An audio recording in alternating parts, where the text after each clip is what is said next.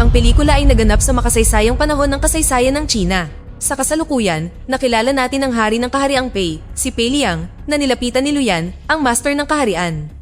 Ipinaalam ni Luyan sa hari na si Commander Zhou ay nakipagkita sa general ng kaharian ng Yan at hinamon ito sa isang tunggalian upang mabawi ang kanilang lungsod ng Jing.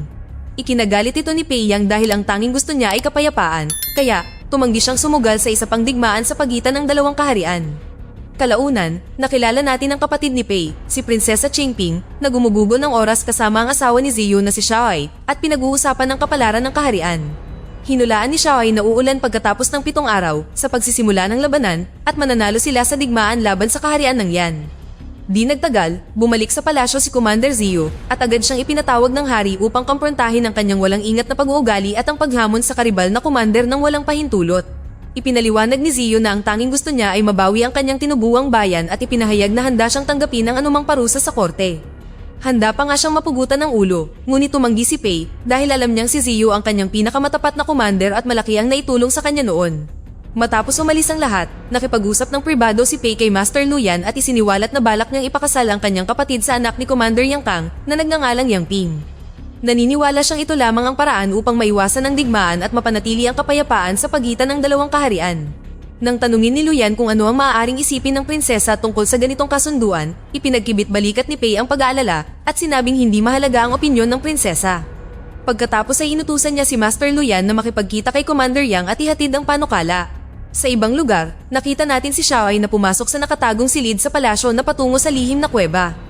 Doon, kusang loob na sinasaksak at sinusugatan si Commander Zhou ng mas matandang lalaki na tila may sakit at mahina. Sa isang nakakagulat na twist, nalaman natin na ang mahinang lalaking ito ay ang tunay na Zhou at siya ay malubhang nasugatan mula sa kanyang huling tunggalian kay Commander Yang 1 taon na ang nakalilipas. Ang Peking Zhou, na kamukha ng totoong Zhou, ay natagpuan ng tiyuhin ni Zhou 20 taon na ang nakalilipas noong siya ay nagugutom at isa lamang palaboy na bata. Kaya, upang mabawi ang kanyang tinubuang bayan, ang lungsod ng Jing, kinupkop at sinanay ang Peking Zhou bilang shadow upang pumalit sa kanya at labanan si Commander Yang. Walang nakakaalam tungkol sa kasunduang ito maliban sa kanyang asawang si Xiaoai. Ang pangalan ng shadow ay Jing dahil ipinangalan siya ni Zhou sa kanilang tinubuang bayan. Hindi malilimutan ni Jing ang kanyang layunin. Dito, sadyang sinasaktan ni Zhou ang dibdib ni Jing, ang parehong lugar kung saan siya mismo nasugatan 1 taon na ang nakalilipas upang walang maghinala sa katotohanan. Pagkatapos nito, nilagyan niya ng mga halamang gamot ang dibdib ni Jing upang gumaling ang sugat at pagkatapos ay pinagmukhang bulok ito. Sunod, ipinaalam ni Zhou kay Jing na ang kanyang ina ay buhay pa at nasa lungsod pa rin ng Jing. Ikinagulat ito ni Jing at nagtanong ng higit pang mga detalye. Kaya, isiniwalat ni Zhou kung paano siya natagpuan ng kanyang mga tao at kung paano nila siya binigyan ng ligtas na tirahan. Lumalabas na sa nakalipas na 20 taon, ikinulong ni Zhou at ng kanyang tiyuhin si Jing sa palasyo para sa kanilang sariling mga layunin at hindi kailanman sinubukan ni Jing na tumakas dahil nakakaramdam siya ng malalim na katapatan sa kanila. Gayunpaman, nangako ngayon si Zhou na pagkatapos niyang talunin si Yang, sa wakas ay palalayain niya si Jing upang muling makasama ang kanyang ina. Pagkatapos, nilisan ni na Jing at Xiaoai ang lihim na kuweba at tumungo sa isang silid kung saan inihanda ng mga tagapaglingkod ang isang kama para sa kanila. Ngunit nang makaalis ang mga tagapaglingkod, palihim na lumipat si Jing sa ibang silid upang matulog ng mag-isa dahil ang dalawa ay nagpapanggap lamang na mag-asawa. Kinabukasan, dumating si Jing sa korte sa harap ng hari upang harapin ang mga resulta ng paghamon kay Commander Yang at pagsira sa alyansa. Ikinakatwiran ng lahat na karapat-dapat siyang parusahan at dapat pugutan ng ulo, ngunit tumanggi si Pei. Nagpasya lamang siyang tanggalin si Jing sa kanyang posisyon bilang commander at gawin siyang isang karaniwang tao na tinanggap naman ni Jing. Sunod, iginiit ng hari na makita ang kanyang sugat at sinabing gusto niyang lagyan ito ng pamahid. Tumanggi si Jing dahil sa pag-aalala, ngunit nang patuloy na ipilit ng hari, wala siyang ibang nagawa kundi sumunod. Inalis ni Jing ang kanyang damit at habang sinusuri ng hari ang sugat, sinabi niya na mukhang sariwa pa ito. Agad na nag-imbento ng kwento si Jing na gumaling na ang kanyang dating sugat, ngunit gumawa siya ng panibagong hiwa sa sarili dahil nahihiya siya sa pagkatalo sa labanan at gusto niyang parusahan ang sarili. Tila nakumbinsi ang hari sa kwentong ito at sa wakas ay hiniling niya sa kanya na umalis. Ngunit bago umalis, sinabi ni Jing na dahil isa na siyang karaniwang tao, wala nang dahilan para mag-alala ang hari tungkol sa kanyang hamon kay Commander Yang. Kalaunan sa lihim na kuweba, ikinwento ni Xiaoai sa kanyang asawa kung paano hiniling ng hari na makita ang sugat ni Jing at sinabing mukhang sariwa pa ito. Gayunpaman, iginiit ni Zhou na hindi maaaring magmukhang sariwa ang sugat at sinabing sinusubukan lang siya ng hari. Kalaunan, sinasanay ni Zhou si Jing na may hawak na metal na payong bilang sandata. Gayunpaman, paulit-ulit na nabigo si Jing sa pagsasanay sa pakikipaglaban kay Ziyu, na ginaya ng perpekto ang 3-strike technique ni Commander Yang. Ikinadismaya ito ni Ziyu, at nagsimula siyang magduda sa kakayahan ni Jing na harapin si Commander Yang sa labanan. Umabuso pa nga siya at marahas na sinaktan si Jing, habang tinatanggap ni Jing ang kanyang mga pagkakamali at tiniis ang mga pambubugbog ng walang reklamo. Bumalik sa palasyo, nakipagkita si Master Luyan kay Pei at isiniwalat na naisumitin na niya ang alok na kasal ng prinsesa kay Commander Yang. Gayunpaman, lumalabas na ang anak na si Yang Ping ay nag-alok na panatilihin ng kapayapaan sa pamamagitan ng pagkuha kay Prinsesa Qingping bilang kanyang concubine lamang, hindi bilang kanyang asawa. Pinadalhan pa siya ng isang punyal bilang regalo sa pakikipagtipan na tatanggapin kung papayag ang hari. Ikinagulat niya ito, ngunit pagkatapos ng maikling pag-iisip, nakakagulat na sumang-ayon siya sa alok. Nang marinig ito, nagalit si Prinsesa Qingping dahil hindi siya pumayag sa kasal, lalo na ang maging kerida ng sinuman na nagdulot ng malaking pagtatalo sa kanyang kapatid. Maging ang iba pang mga opisyal sa palasyo ay nagalit dahil ito ay isang malaking kahihiyan para sa prinsesa at para sa kaharian mismo.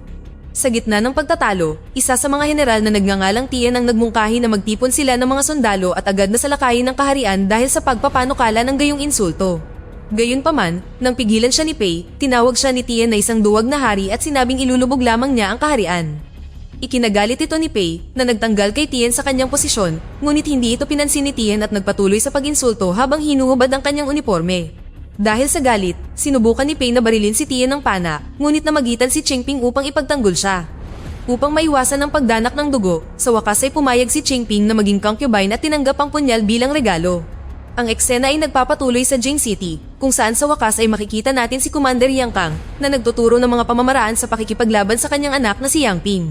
Sinabi ng ama sa kanyang anak na ang mga Yang ay kilala sa kanilang lakas, bilis, at nakamamatay na katumpakan sa 3 round ng isang tunggalian.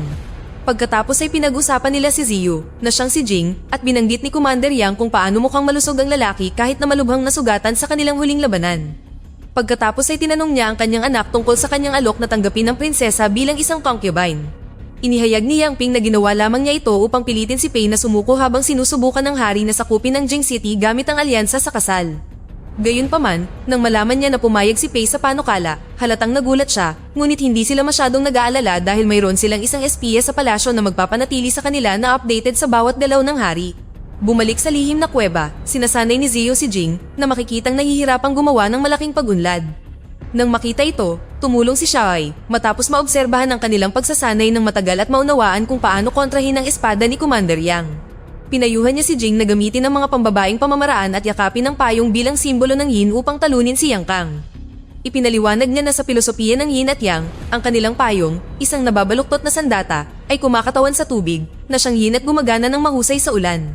Sa kabilang banda, ang sable ni Commander Yang ay mabangis at nagliliyab na kumakatawan sa yang at apoy.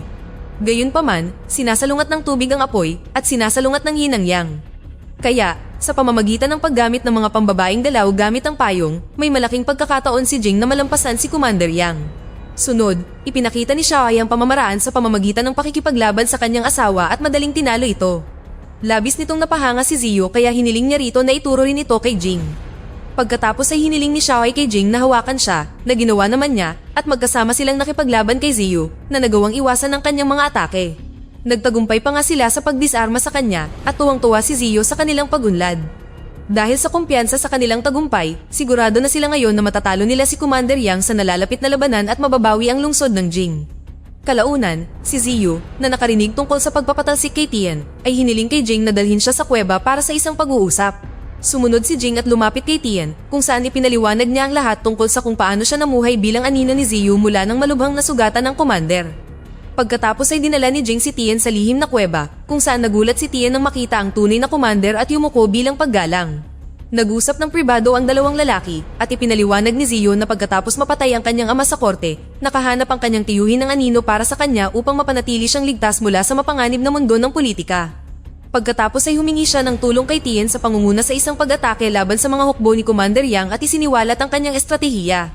Sa huli, isiniwalat din ni Ziyu ang kanyang ambisyon na maging hari ng kaharian ng Pei na sinuportahan ni Tian dahil sawa na siya sa kawalan ng kakayahan ng kasalukuyang pinuno. Pagkatapos ay inutusan siya ni Ziyu na magtipon ng mga hukbo at tanggapin ang bagong umbrella training mula kay Xiaoai na sinang-ayunan naman ni Tian. Pagkatapos umalis sa kuweba, tiningnan ni Tian si Jing at namangha sa kung gaano siya kapansin-pansing kamukha ng commander.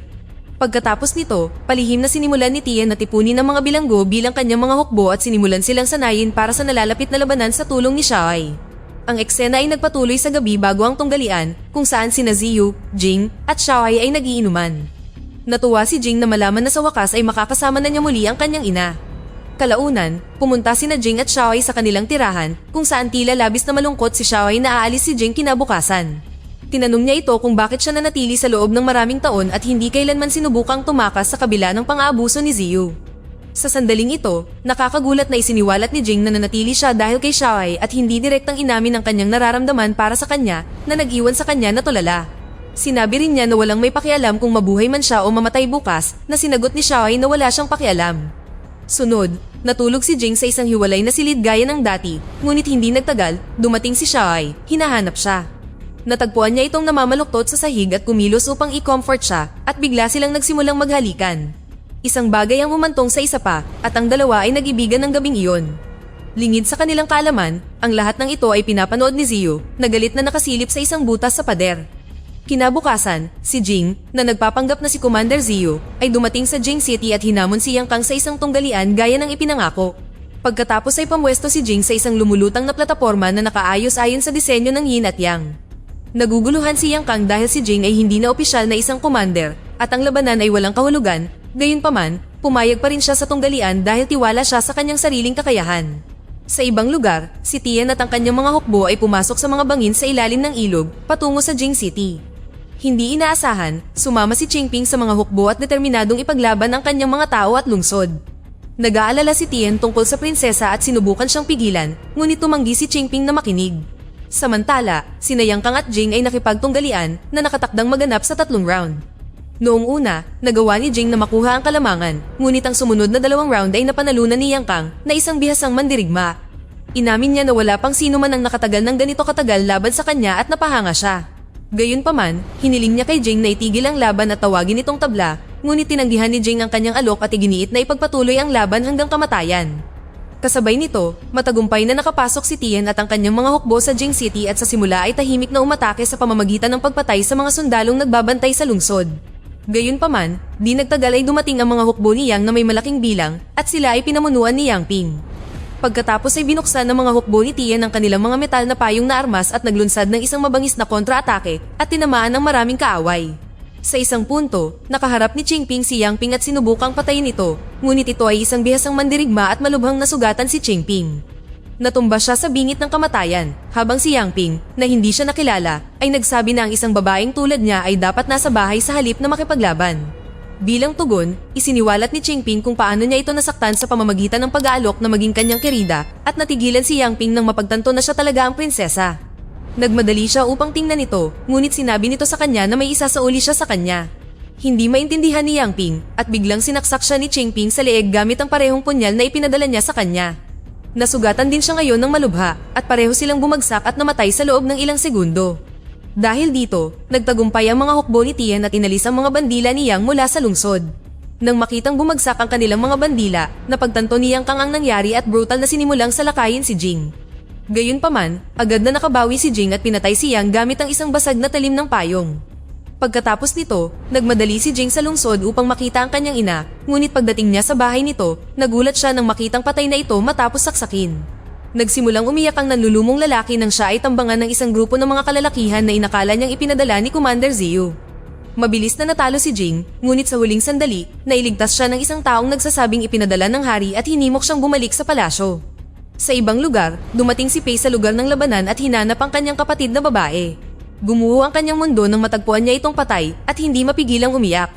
Maya-maya, nagdaos si Pei ng isang pagdiriwang upang gunitain ang tagumpay ng pagsakop sa lungsod ng Jing.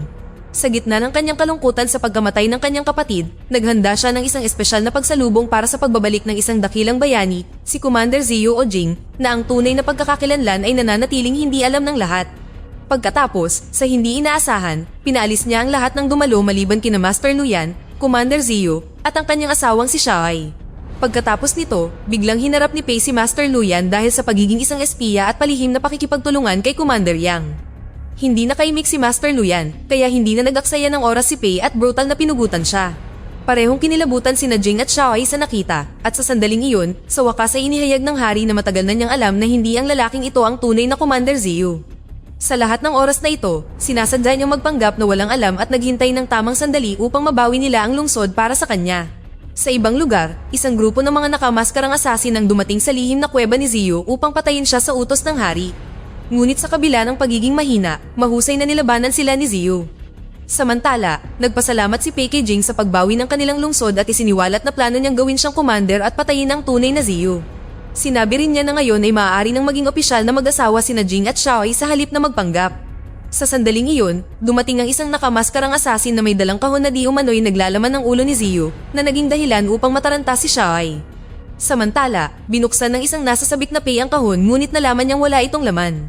At noon din, si Ziyu, na nakadamit bilang asasin, ay nakakagulat na sinaksak siya mula sa likuran. Lumalabas na nakatakas si Ziyu sa tangkang pagpatay at matagumpay na nilinlang ang hari. Habang bumagsak si Pei sa sahig, sinabi ni Ziyu kay Jing na ang hari ang nagutos sa pagpatay sa kanyang ina upang si Ziyu ang masisi. Ipinahayag niya ang kanyang panghihinayang na sa lahat ng panahong ito, ginugol niya ang kanyang buhay sa paghahangad ng digmaan, katanyagan, at mga walang kabuluhang bagay. Sinabi niya na malapit na siyang mamatay at hiniling kay Jing na tapusin si Pei, pagkatapos ay malayang mamuno bilang hari at makasama si Xiaoai. Nang marinig ito, pumayag si Jing at kumilos upang kunin ang espada, ngunit sa isang biglaang twist, sinaksak siya ni Ziyu mula sa likuran. Mabilis na humarap si Jing at sinaksak si Ziyu hanggang sa mamatay na nag-iwan kay Xiaoai ng matinding kalungkutan. Ibinalik ni Jing ang maskara sa mukha ni Ziyu at tinapos din niya ang sugatang Pei. Pagkatapos nito, nakakagulat na inilagay niya ang espada sa kamay ni Ziyu upang pagbintangan ito sa pagpatay. Nang makita ito, kinilabutan si Xiaoai at namaluktot sa takot, kaya mahinahong lumapit si Jing sa kanya at tiniyak sa kanya na ligtas siya. Pagkatapos ay lumabas siya ng korte at inanunsyo na ang hari ay pinatay ng isang asasin, ngunit nagawa niyang patayin ng asasin. Kumalat ang takot sa lahat at natigilan si Tien sa rebelasyon, ngunit hindi tumutol. Habang nagtatapos ang pelikula, tumakbo si Xiaoai sa mga pinto ng bulwagan at sumilip sa isang butas, nalilito sa pagitan ng paglalantad kay Jing o pagtanggap sa nangyari. Dito na nagtatapos ang ating kwento. Sana ay nagustuhan nyo. Mag-subscribe na kung hindi ka pa nakasubscribe, pindutin na rin ang notification bell at like button upang matulungan ang channel, at mag-iwan na rin ng komento. Maraming salamat sa panonood.